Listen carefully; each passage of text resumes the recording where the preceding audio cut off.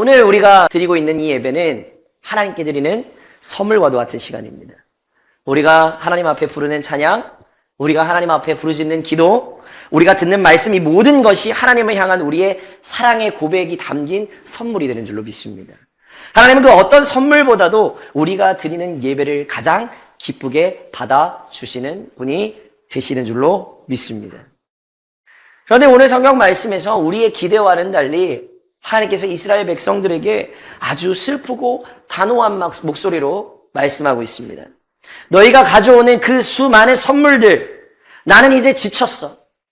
이제 너희의 예배를 받지 않을 거야. 마치 사랑하는 자녀가 마음 없이 툭 던져준 그 선물을 보고 마음 아파하는 부모님처럼 하나님께서 이스라엘 백성들의 예배를 향하여서 고개를 돌리시는 장면인 줄로 믿습니다. 도대체 왜일까요? 이스라엘 백성들은 누구보다도 열심히 예배를 드렸습니다. 오늘 말씀을 통해서 하나님이 정말 기뻐하시는 예배가 무엇인가? 우리의 믿음이 교회 안에서 머무는 게 아니라 어떻게 우리의 삶 전체로 증명될 수 있는가? 오늘 말씀을 통해서 함께 깨닫는 귀한 은혜가 임하게 되시기를 부탁을 드립니다.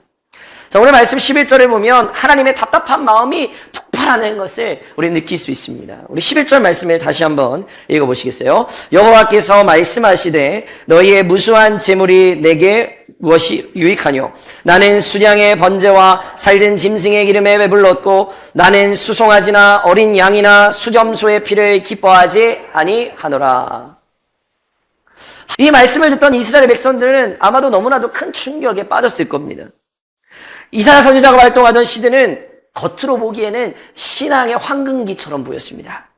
성전에는 하나님 앞에 예배하고 제사 드리러 온 성도들이 가득가득 넘쳐났습니다. 그리고 제단에는 정말 너무나도 좋은 소와 양이 끊임없이 하나님 앞에 제물로 바쳐졌습니다. 모든 안식일과 또 월삭, 매달 첫날을 비롯한 모든 절기를 하나님이 명령하신 율법에 따라서 철저하게 지켰습니다. 종교적인 열심만 보면 100점 만점짜리 활동을 한 거예요. 그런 신앙인들이었어요. 우리로 치면 이런 모습이죠. 주일 예배에 나오는 건 당연한 거고 수요 예배, 금요일 예배, 새벽 기도까지 한 번도 빠지지 않는 거예요. 11조도 꼬박꼬박 드리고 감사함금도 꼬박꼬박 드리고 교회의 봉사와 헌신도 누구보다도 열심히 해요. 겉으로 보기에는 흠잡을 데 없는 완벽한 신앙인의 모습으로 지금 이스라엘 백성을 살아가고 있는 겁니다. 이사야 선지자의 시대에. 그런데 하나님은 그 모든 것을 향해서 이렇게 말씀을 하세요. 13절과 14절 말씀인데요. 헛된 재물을 다시 가져오지 말라. 14절 너희의 월삭과 정한 절기를 내 마음이 싫어하나니 그것이 내게 무거운 짐이라 내가 지기에 곤비하였느니라. 헛되다, 싫어한다, 무거운 짐이다, 내가 지치고 피곤하다. 그렇게 하나님 말씀하시는 거예요. 하나님이 이렇게까지 예배에 대하여서 극단적인 표현을 쓰시는 것은 굉장히 드뭅니다. 하나님이 우리의 예배를 기뻐하시는 분이 정말 아닌 걸까? 자, 문제는 어디에 있었느냐? 예배를 드리는 사람들의 손에 있었어요. 종교적인 열심 뒤에 감춰진 삶의 모습이 하나님을 너무나도 고통스럽게 하는 거예요. 예배를 드릴 때는 거룩한 손을 들었어요. 그런데 그렇게 손을 들었던 이 손으로는 세상에 나가서 온갖 악한 일을 저질렀다는 것입니다. 그래서 하나님은 마침내 그 이유를 15절에서 명확하게 밝히세요. 자, 이 구절은 오늘 우리가 마음에 깊이 새겨야 할 무서운 경고의 말씀입니다. 너희가 손을 펼 때에 내가 내 눈을 너희에게서 가리고 너희가 많이 기도할지라도 내가 듣지 아니하리니 이는 무엇 때문에요? 너희의 손에 피가 가득함이라. 너희의 손에 피가 가득하다 라고 하나님 말씀하시는 거예요.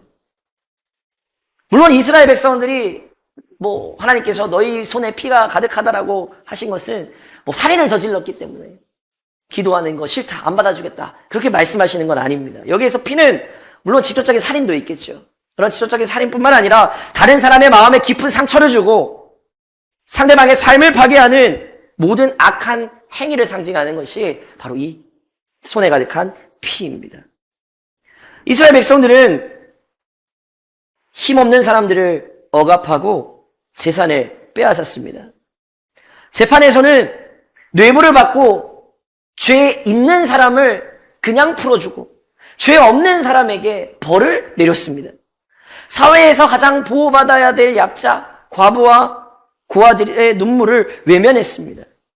그렇게 다른 사람들의 삶에 피눈물을 흘리게 한 그 손으로 아무렇지도 않게 하나님의 집에 와서 거룩한 척, 나는 의로운 척, 하나님 앞에 제물을 바치고 기도를 했다는 것이죠.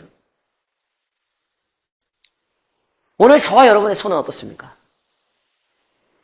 오늘 여러분의 손에는 피가 가득 묻어있는 채로 이 자리에 나오지 않으셨습니까?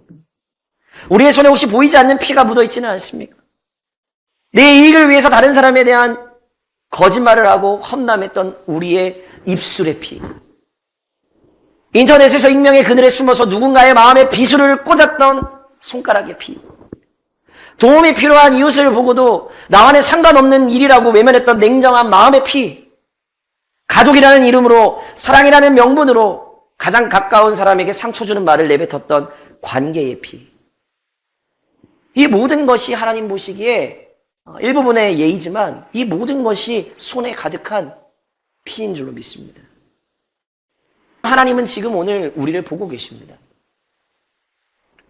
그런데 우리가 교회 안에서 얼마나 경건의 표정을 짓느냐가 아니라 교회 밖에서 어떤 손으로 살아가고 있느냐를 더 관심 있게 보고 계십니다.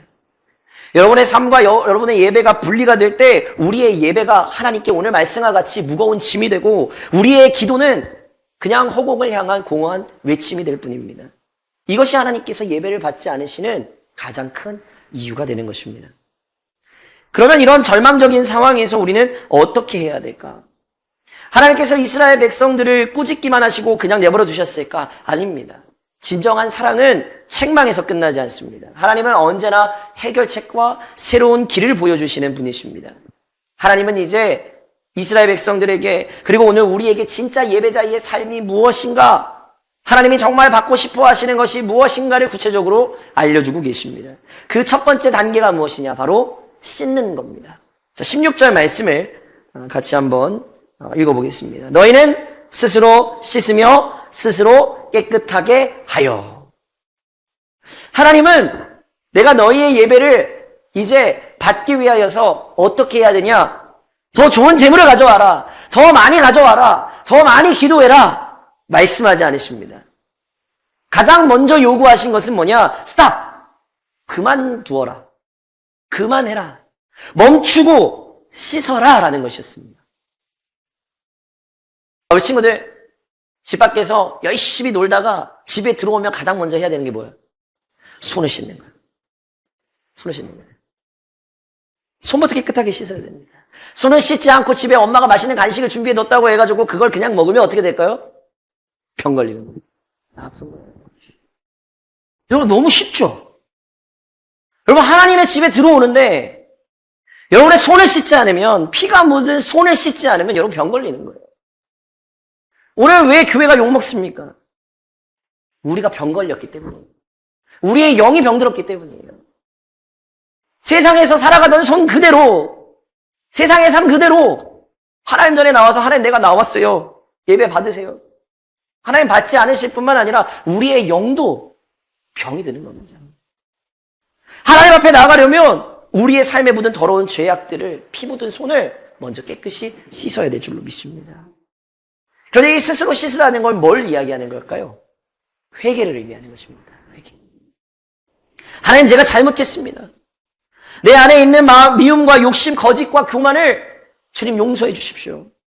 이렇게 자기의 죄를 정직하게 인정하고 하나님께 용서를 구하는 것이 바로 영혼을 씻는 행위가 되는 것입니다. 그러므로 여러분, 교회에 오셔서 가장 먼저 해야 될 일은 뭐냐? 회개의 기도를 드리는 겁니다. 지난 한 주 하나님, 제가 무수히 많은 죄를 하나님 앞에 지었습니다. 주님 용서해 주십시오.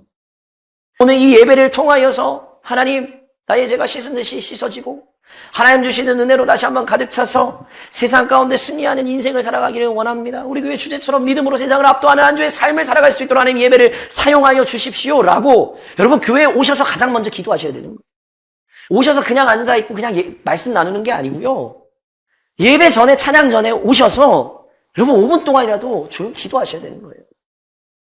준비가 안 된 상태로 어떻게 예배하실 거예요? 준비하셔야 됩니다. 하나님 원하시는 것은 악한 행실을 버리고 악한 행동을 그치는 겁니다. 이것은 결단이에요. 결단. 습관적으로 하던 나쁜 행동을 끊기로 결단하는 것. 친구들을 험담하던 자리에서 일어나기로 결단하는 것. 정직하지 못한 방법으로 이익을 얻으려는 유혹을 거절하기로 결단하는 것. 이게 하나님이 기뻐하시는 예배의 출발점이 되는 것입니다. 먼저 우리의 삶의 더러운 것들을 멈추고 예수 그리스도의 보혈로 깨끗하게 씻는 회개의 기도가 우리의 삶 가운데 회복이 되어질 때 비로소 우리의 예배는 하나님께 상달될 줄로 믿습니다. 그런데 하나님은 우리가 그냥 나쁜 일을 멈추는 데서 머물기를 원하지는 않으세요. 소극적으로 악을 피하는 것을 넘어서 적극적으로 이제는 선을 행하는 자리로 나아가라고 명령을 하십니다. 그럼 씻고 난 깨끗한 손으로 무엇을 해야 되는가?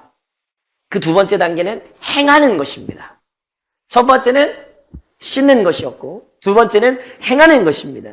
그래서 17절 말씀을 보면 진짜 예배자의 삶이 무엇인지를 말씀해주고 있는데 우리 17절 말씀 다 같이 한번 읽으실까요? 선행을 배우며 정의를 구하며 학대받는 자를 도와주며 고아를 위하여 신원하며 과부를 위하여 변호하라 하셨느니라. 아멘. 하나님은 우리에게 선행을 배우라 라고 하십니다. 여러분 착한 일은 저절로 되는 걸까요? 아닙니다. 예. 마치 우리가 영어를 배우고 수영을 배우는 것처럼 의도적으로 배우고 훈련해야 된다는 거예요. 하나님께서 마음 주신 것을 행하는 것이 사실은 어렵지만 한편으로는 또 쉬울 수도 있습니다. 예. 말씀을 통해서 기도를 통해서 그리고 이러한 작은 삶의 실천을 통하여서 우리는 선을 행하는 법을 계속해서 배워나가야 되는 것입니다. 그러면 이 선행의 구체적인 내용은 무엇이냐? 17절 말씀 보니까 먼저 정의를 구하라라는 거예요. 그죠? 정의를 구하라. 이것은 착하게 사는 것을 넘어서서 내 주변과 우리 사이에 잘못된 것이 있다면 그것을 바로잡기 위해서 목소리를 내고 행동하는 것입니다. 네. 여러분 그러한 의미에서 우리 기독교의 가장 위험이 되는 게 지금 뭘까요? 차별금지법입니다. 겉으로는 좋은 것으로 위장을 하고 있어요. 어려운 사람을 도와주는 것이다라고 막 위장을 해요. 그러나 실상은 달라요.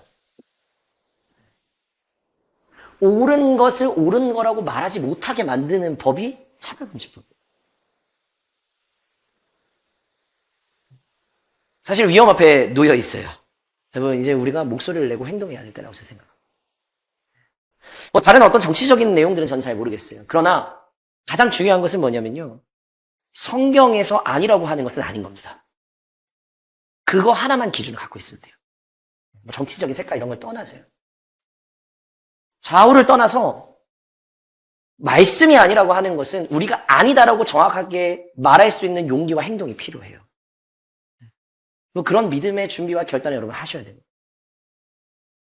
직장에서 부당한 일이 벌어질 때 내가 좀 불이익이 생기겠지만 그 불이익을 감수하고서라도 그것은 아닙니다. 그렇게 하지 않아야 됩니다라고 옳은 목소리를 내는 성도가 바로 정의를 구하는 진짜 예배자라는 것입니다. 자, 두 번째는 뭡니까? 학대받는 자를 도와주라. 힘 있는 사람에게 억눌려 고통받는 사람, 억울한 일을 당해서 슬퍼하는 사람의 편이 되어주라는 것입니다. 그 사람의 이야기를 들어주고 그 사람의 아픔에 공감하면서 내가 가진 작은 힘이라도 보태어서 그 사람을 돕는 것이 진짜 예배라는 것이죠. 세 번째는 뭐죠? 고아를 위하여 신원하며 과부를 위하여 변호하라. 고아와 과부는 사회적으로 가장 힘없고 소외된 계층을 대표하는 사람들이었습니다. 목소리조차 낼 수 없는 힘없고 연약한 사람들의 목소리가 되어주고 저들의 방패가 되어주라는 것입니다. 오늘날 우리 주변에 어려움을 겪고 있는 사람들이 많이 있습니다. 그런 사람들의 손을 잡아주는 것이 바로 이 말씀을 삶으로 살아내는 것입니다. 네. 그리고 사실은 이 말씀을 굉장히 악용해요. 차별금지법이요. 네. 특별히 그 동성애 관련해서는. 동성애가 사회적 약자입니까? 아니에요. 진짜 힘없고 소외된 사람들은 어디에 있느냐? 여러분 뉴스를 통해서 여러분 아시잖아요. 복지 사각지대에 있는 분들이 혜택을 받지 못해서 그 월세를 몇 달 못 내서 스스로 자기의 생을 마감하는 그런 사람들. 그런 사람들이 진짜 약자예요. 동성애가 약자라고요? 하나님을 원하지 않으시는 거예요. 여러분 주변에 그런 사회적 약자들이요? 너무나 많이 있어요. 그런 분들에게 실제적인 도움을 주는 삶이 예배자의 진짜 삶입니다. 이 말씀을 오용하고 왜곡하는 사람들의 편에 절대 서지 마십시오. 자, 오늘 말씀 통해서 하나님께서 어떤 예배를 기뻐하시는지를 우리는 분명히 알게 됩니다. 하나님은 화려한 예배의 의식이나 거창한 행위에 감동하시는 분이 아니시라는 거예요. 하나님은 우리의 삶 전체를 예배로 받기를 원하십니다. 오늘 이 아침에 우리가 이 하나님의 전에서 하나님 앞에 올려드리는 이 예배는 군인들의 훈련소와 같습니다. 훈련소에서 열심히 훈련을 받아야 전쟁터에 나가서 총을 쏘고 수류탄을 던지고 전쟁에 승리할 수 있는 것처럼 우리는 주의 예배를 통해서 하나님의 말씀이라는 무기를 공급받고 기도로 영적인 힘을 충전하고 성도들과의 교제를 통하여서 하나님의 격려를 받게 되는 것입니다. 그리고 진짜 예배의 무대는 어디입니까? 우리가 교회의 문을 열고 나가는 순간 우리의 진짜 예배의 무대가 펼쳐지는 것입니다. 우리의 가정과 우리의 직장과 여러분의 학교가 또 우리가 발딛고 살아가는 모든 삶의 현장이 바로 하나님께 예배를 드리는 거룩한 장소가 되는 줄로 믿습니다. 우리가 오늘 찬양할 때 들었던 거룩한 손이 집으로 돌아가서는 사랑하는 남편과 아내의 어깨를 주물러주고 자녀를 따뜻하게 안아주는 손이 될 때 그 손은 예배하는 손이 되는 것입니다. 아주 작은 사소한 마음도 사랑의 마음을 가지고 선한 행동으로 할 때 그것이 하나님께 드리는 예배가 되는 거예요. 예배가 꼭 이렇게 앉아서 예배하는 거. 이건 훈련이라니까요. 내가 나가서 삶으로 예배하는 거예요. 그 손이 예배하는 손이 되는 겁니다. 또 여러분 우리가 아까 기도했던 경건한 손이 직장에서는 직장 동료의 무거운 짐을 들어주고 어려운 이웃을 위하여서 실제적으로 지갑을 여는 손이 될 때 그 손은 하나님을 기쁘게 하는 손이 되는 것입니다. 또 우리가 말씀을 들었던 그 마음으로 세상의 불의에 침묵하지 않고 정의를 외치고 약한 자의 편에 설 때 우리 삶 자체가 하나님께 드리는 가장 향기로운 예배가 되는 것입니다. 혹시 여러분의 손 가운데 보이지 않는 피가 묻어 있다면 이제 예수 그리스도의 십자가의 보혈로 여러분 깨끗이 씻으시기를 부탁을 드립니다. 십자가 앞에서 회개하고 부활하신 주님과 함께 새로운 삶을 여러분 시작하시기를 부탁을 드립니다. 이번 한 주 여러분은 어떤 예배자로 살아가시겠습니까? 말로만 믿습니다 외치는 성도가 아니라 여러분의 삶으로, 여러분의 손으로, 또 여러분의 발로 여러분의 믿음을 증명해 보이는 진짜 예배자로 살아가시기를 부탁을 드립니다. 여러분의 가정과 여러분의 직장과 여러분의 학교가 바로 여러분의 예배 처소가 되는 줄로 믿습니다. 그것에서 여러분의 삶을 통하여서 하나님의 사랑과 하나님의 공의가 흘러 넘칠 때 세상은 여러분을 통해서 살아계신 하나님을 보게 될 줄로 믿습니다. 그리고 하나님께서는 우리의 삶을 보시고 이렇게 말씀해 주실 것입니다. 참 고맙다. 내 사랑하는 아들아, 내 사랑하는 딸아. 네가 드리는 그 삶의 예배가 내가 정말로 기뻐하는 진짜 예배다. 이러한 은혜가 저와 여러분 모두에게 그리고 우리 세움교회 공동체 위에 가득하게 되시기를 주님의 이름으로 간절히 축원합니다. 주가 주신 길을 함께 걷네 주 안에서 하나 되어 예배하며 섬기며 사랑으로 세상을 품네 세움교회 주의 교회 주 뜻 따라 세워가리